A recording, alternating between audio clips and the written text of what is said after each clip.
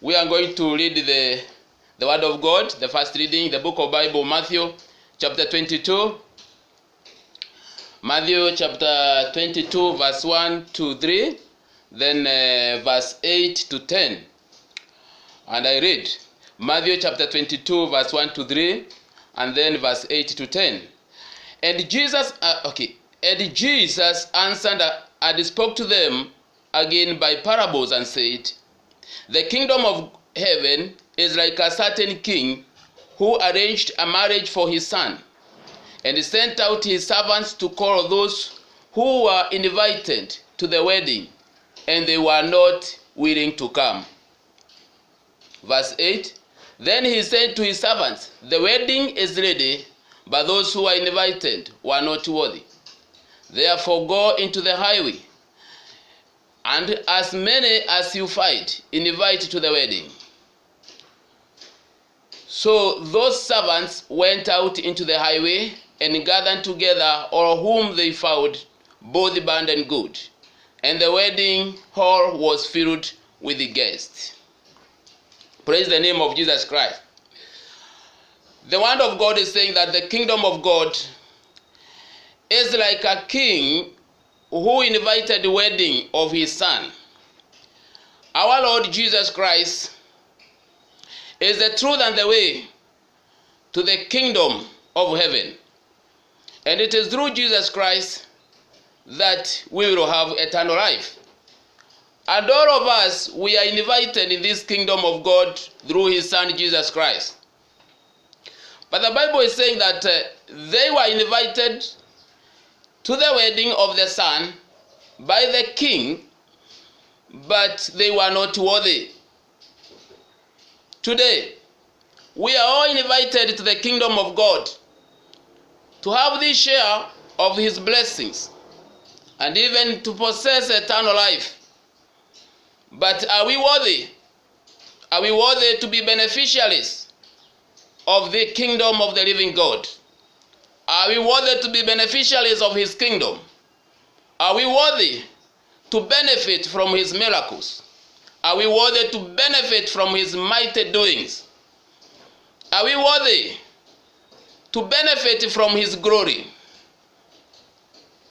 Verse 8 is saying, Therefore, go into the highway. No, verse 8 is saying, Then he said to his servants, The wedding is ready, but those who were invited were not worthy. Therefore go into the highway, and as many as you find, invite to the wedding. Jesus Christ have sent his servants to preach the word of God to people, so that those who are worthy to come to the kingdom of God may come, because they are invited. And we are all invited. Today, we know very well that we are all invited to the kingdom of God to share his blessings through his son Jesus Christ. But are we worthy? Today we are going to pray a prayer of sanctification, that our Lord, our God may sanctify us, where we are not worthy to share his blessings, where we are not worthy to share the blessings of his kingdom, that he may sanctify us and forgive us, that we can be worthy to share his blessings, that we can be worthy to share his miracles, that we can be worthy to share his mercy. Because we are all invited to the kingdom of God, to serve him, to worship him, to praise him. But are we worthy? Are we worthy to praise God today? Are we worthy for God to do miracles unto us today? Are we worthy for God to do miracles unto us today? Are we worthy for God to heal his people today? Are we worthy? Because the word of God is saying that this king invited people to the wedding of his son, but they were not worthy. Today we are all invited in the kingdom of God to share his blessing, to share his miracles, to share his mercy, to share his love. But are we worthy? Let us pray for the Lord to forgive us where we are not worthy to share his blessings because of our sins and our trespasses. Let him forgive us and let his mercy to come upon us, that we can be worthy to be beneficiary of his blessings and his miracles and his mercies. Our Lord, our Father, we thank you, we praise your holy name. As it is written, my Father, that your kingdom, oh my God, is like a king who invited the wedding of his son. But those who are invited were not worthy. Our Lord, you have invited us in your kingdom through your Son, Jesus Christ. But our Lord, in many areas we are not worthy to share your blessings. We are not worthy to share your miracles. We are not worthy to share your righteousness. Our Lord, may you forgive us and make us worthy in your sight to share your forgiveness and your righteousness, and to share your mercy, and to share your constant love with your mighty doings. We thank you, we praise you, Lord. Forgive us our sins, our trespasses, oh my God. Lord, sanctify us today, my Lord, that our Father, we may share the blessings that come from your kingdom. Father, sanctify us, O Lord, that, my Lord, we may have a share of your miracles. Sanctify us today, Lord, that we may have a share of your constant love and your mighty doings. In the name of Jesus Christ, Father, forgive us, O Lord. Forgive our hearts. Forgive the thoughts of our hearts. Forgive us, O Lord. Forgive us because of our evil doings. Forgive us because of our evil meditations. Father, sanctify us and forgive us in the name of Jesus Christ. Unto your hands we commit our spirit, our souls, and our body, ready to be blessed by you, ready to receive your miracles, ready to receive your healing. In Jesus' name we pray, amen. We are going to read the second reading. Second reading in the book of Bible, Joshua chapter 6, verse 1 to 2. Joshua chapter 6, verses 1 to 2. And I read. Joshua chapter 6, verse 1 to 2. Now Jericho was securely shut up because of the children of Israel. None went out and none came in. And the Lord said to Joshua, see, I have given Jericho into your hands, its king and the mighty men of Valor. I read the word again. Genesis chapter 6, verse 1 to 2.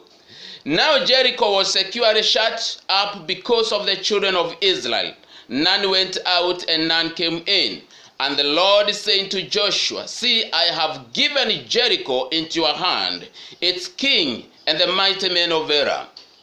When the children of Israel were coming from Egypt heading to Canaan, the people of Jericho got information that the children of Israel were passing over their land heading to Canaan.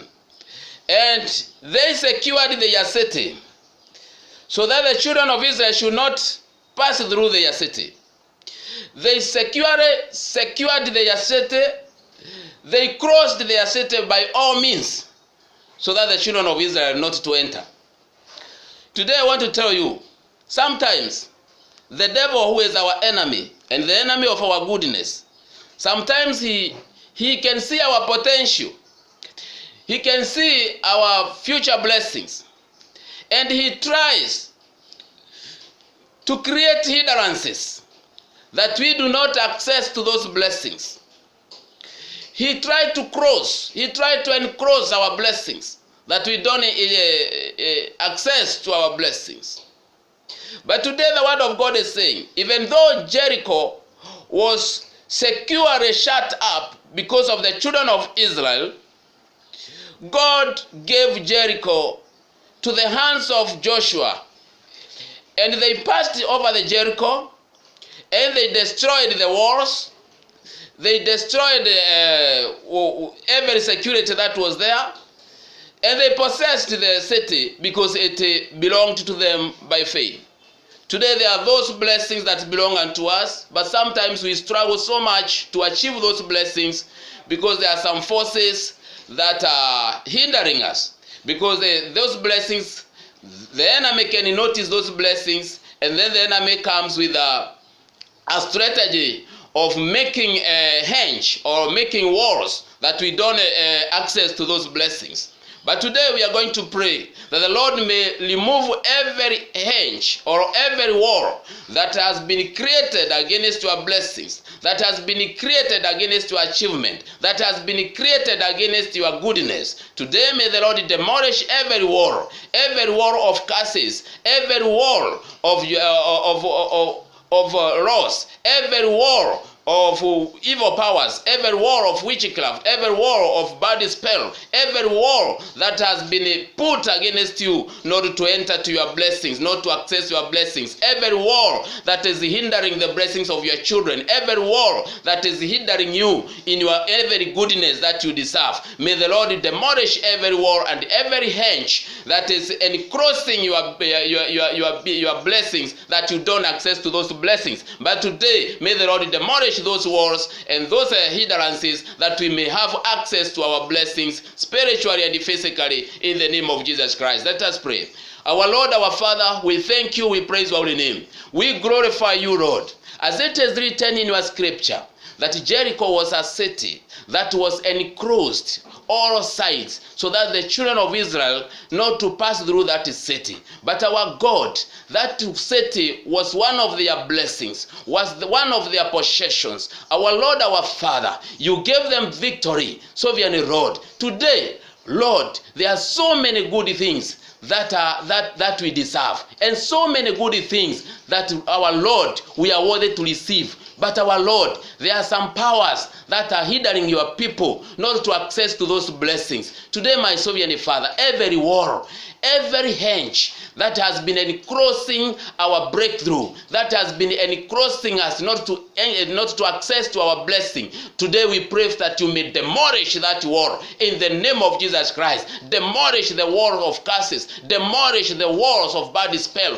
demolish those walls in the name of Jesus Christ, demolish those walls of discouragement in the name of Jesus Christ, demolish those walls of lack and poverty in the name of Jesus Christ. May you demolish every wall that is hindering us not to enter to our blessings in the name of Jesus Christ. Lord, may you demolish that wall of discrimination where we were discriminated. Our Lord, let us not be discriminated anymore in the name of Jesus Christ. Demolish that wall of doubt where we were doubted. Let us not be doubted anymore in the name of Jesus Christ. Lord, may you demolish that wall of negativity where we have been experiencing negative attitudes from where we should benefit. Lord, we rebuke now that wall of negativity. Demolish it now in the name of Jesus Christ. We thank you, Lord. We praise you. We glorify you in the name of Jesus Christ. Where we have been experiencing this torture, there is a wall of not being trusted. Lord, may you now demolish that wall, that we can be trusted where we are worthy to be trusted. We thank you, Lord. We praise you, Lord. We glorify you, Lord. Also intervene, my sovereign Father,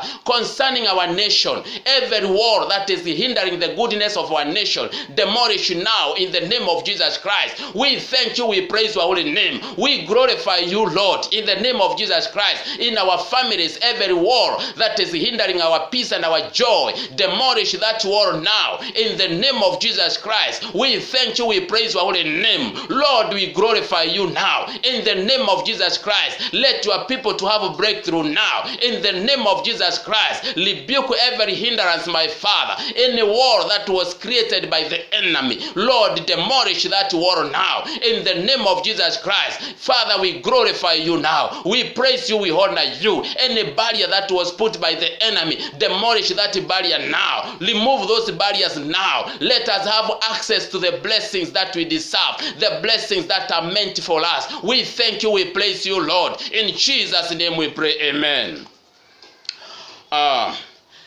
We are going to read the third reading in the book of Bible, Luke chapter 19, verses 41 to 44. Luke chapter 19, verses 41 to 44. Luke chapter 19, verses 41 to 44. Jesus Christ is so merciful towards his people, such that anything bad that he sees ahead of us, he is there to pray for us and even to redeem us before we enter to those challenges. Here, Jesus Christ was just passing by in a certain city, and he was revealed spiritually what was to happen to that city. He was moved with compassion towards that city, and he prayed for that city, that city may be secured. That is in the book of Luke chapter 19, verses 41 to 44. And I read,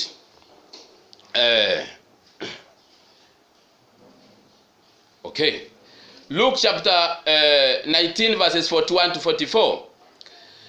Now, as he drew near, he saw the city and wept over it, saying, if you had known, even you especially in this your day, the things that make for your peace, but now they are hidden from your eyes. For days will come upon you when your enemies will build an embankment around you, surround you and close you in on every side, and level you and your children within you to the ground. And they will not leave in you one stone upon another, because you did not know the time of your visitation. Praise the name of Jesus Christ. Here, the word of God is saying that Jesus Christ, when he was preaching in this world, the 3 years he was preaching this world, one day he passed in a certain city, and he was revealed what will happen to that city some days later. And he was moved with compassion because of the city. He was shown the destruction that was to happen to that city. And here he is saying, he is lamenting because of that city. Let me repeat again. That is Luke chapter 19, verse 41 to 44. Now he drew near, he saw the city and wept over it, saying, if you had known, even you especially in this your day, the things that make for your peace, but now they are hidden from your eyes. Jesus Christ was revealed what will happen to that city, that there will be no peace.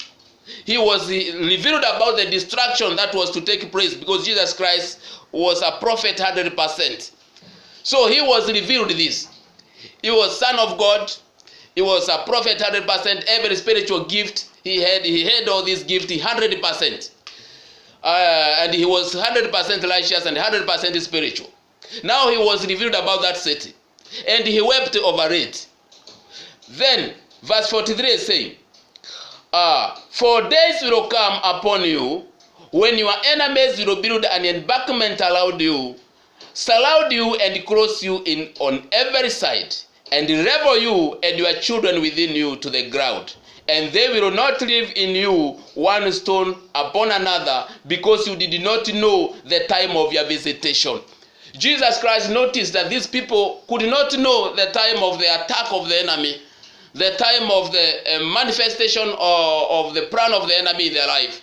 So Jesus Christ wept over the city, and he prayed that if they knew, they could have prayed for peace, so that those bad things not to happen to that city. Today, we don't know what the devil is planning against us tomorrow or future years, or we don't know what the devil is planning against our nation. We don't know what the devil is planning about our private lives. We don't know what the devil is planning about our children and our homes and our businesses and everything that we have. But we are going to pray a prayer of peace, that God may give us peace and remove every evil that the evil one has planned against us, every evil that is planned by the enemy, every evil that is planned by the devil himself or by individuals, every evil that is planned by those who hate us, or every evil that is planned by the evil one.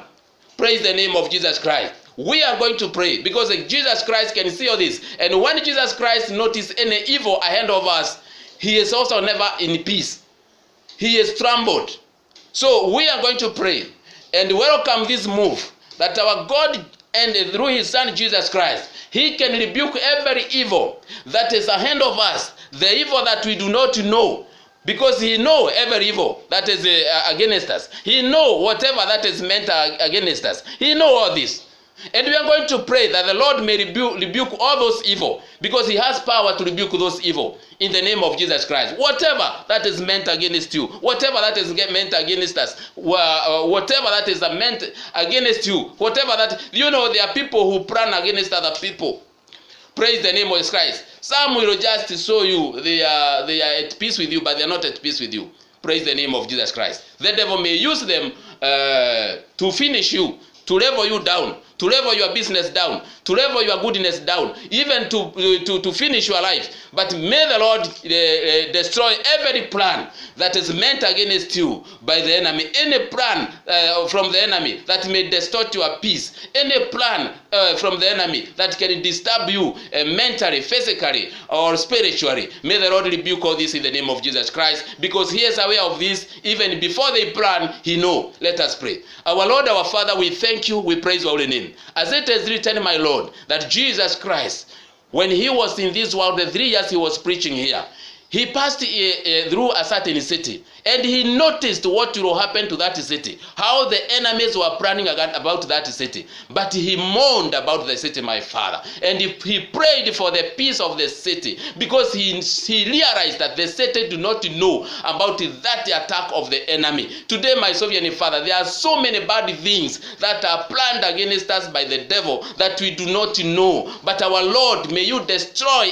every plan that is against our lives. May you destroy every plan that is against our goodness. May you destroy every plan that is against the work of our hands. May you destroy every plan that is against our children in the name of Jesus Christ. We thank you, Lord. We praise you. We honor you. May you destroy every plan that is against our peace in the name of Jesus Christ. Lord, may you destroy every plan that is against our nation in the name of Jesus Christ. Lord, my Father, you see how people are mourning because of this COVID-19. We didn't know it will come. 2 years back, we did not know such a thing can happen. But my God, you knew and you saw. Today, my Lord, we pray for peace. May you stop this war now. Stop this pandemic of COVID-19 now. That, my Lord, your people may have peace in the name of Jesus Christ. You knew it will come, and it has come now. Everyone is mourning. The world is mourning. Father, we pray that you may finish this now in the name of Jesus Christ. Lord, any other disaster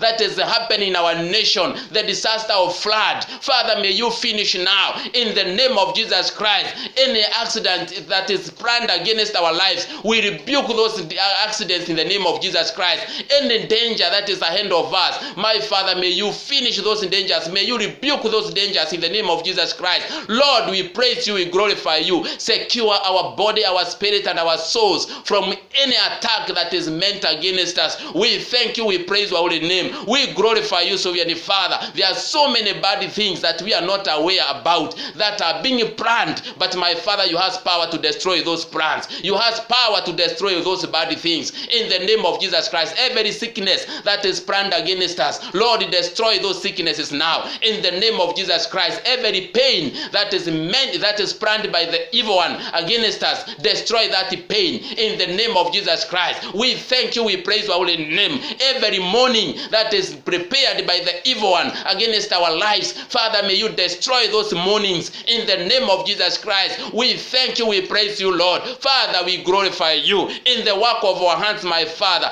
Anything that is planned against us now, Lord, we pray that you may now remove anything that is against the work of our hands in the name of Jesus Christ. Those who are colluding to finish our businesses, Father, may you destroy every plan in the name of Jesus Christ. We thank you, we praise your holy name. We glorify you, sovereign Father. Every ill motive against us, we pray that you may destroy now, because you are aware of all this, my Father. Before they planned, you could see. Before the devil planned evil, you can see. Lord, may you destroy every evil that is hidden, every evil that is planned, every evil that is ahead of our lives. Sovereign Father, we pray for your peace as it it is written, when Jesus Christ was going back to heaven, he left peace and he blessed his disciples with the peace. Let us enjoy this peace now abundantly. Whatever is distorting our peace, may you rebuke now. In Jesus' name we pray, amen.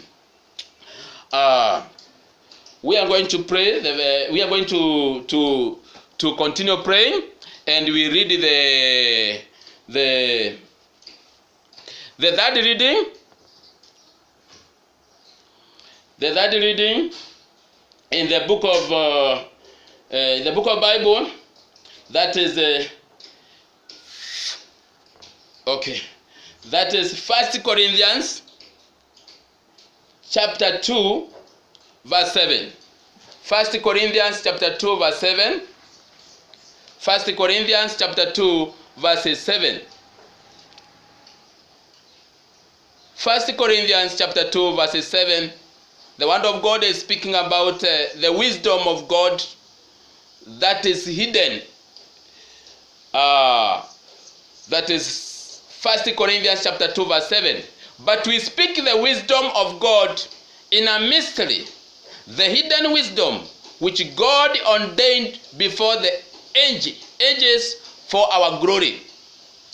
But we speak the wisdom of God in a mystery. The wisdom of God that comes with mystery. The wisdom of God that comes with his miracles. The wisdom of God that comes with his mighty doings. The wisdom of God that makes the way where there is no way. The wisdom of God that makes things to happen. But we speak the wisdom of God in a mystery, the hidden wisdom which God ordained before the ages for our glory. The wisdom of God for the glory of his people. I want to tell you today about anything that disturbs you. There is solution. And for you to win what is disturbing you is to know the secret. Today, in our personal lives, there can be some things that we do not know how we will deal with. There can be some challenges that we do not know how we will overcome them. But there is the secret from God. The secret to God's people. The secret of the work of our hands. The secret of our achievement. The secret of our life. The secret that God reveals to his people to glorify them. And today we are going to pray that secret that will come with your blessing, that secret that will glorify your life. May the Lord release that secret unto you in the name of Jesus Christ. That secret about the work of your hands, that good secret about your blessings, that good secret about your future, that good secret about what you are to do to solve whatever is against you. That good secret, may the Lord reveal unto you that good secret to your success, that good secret to your prosperity, that good secret to your joy, that good secret to receive and to achieve what you deserve to achieve. That good secret. It is a secret that comes with the wisdom of God. Praise the name of Jesus Christ. It is a secret that comes with the wisdom of God to do mysteries, to do his miracles, to do what he wants to do to his people, to fulfill the vision of his people. May every good vision that you have in your life, may the Lord give you the secret how you will fulfill that vision in the name of Jesus Christ. Any good promise that God has promised you, may the Lord give you the secret how you will fulfill that good promise in the name of Jesus Christ. Any good secret, praise the name of Jesus Christ. The word of God is saying that when the children of Israel were traveling from Egypt heading to Canaan, there came a time they in a place where water was very bitter. They could not take that water, but there was a secret. God spoke to Moses. There was a secret, and then God healed that water. God healed that water, and they took the water. There was secret. In the wilderness, they had no water. there was a secret. Moses spoke with the rock, and the rock gave them water. What is the secret about your success today? What is the secret about what has been disturbing you today? What is the secret about your marriage? What is the secret about whatever you want to start, and you feel you are not courageous enough to start? Where do you want to go to seek a job? What is the secret of where you will get that job? May the Lord reveal all these good secrets unto us for the sake of our glory. These secrets are for the sake of our glory. In the name of Jesus Christ, let us pray. Our Lord, our Father, we thank you, we praise your holy name.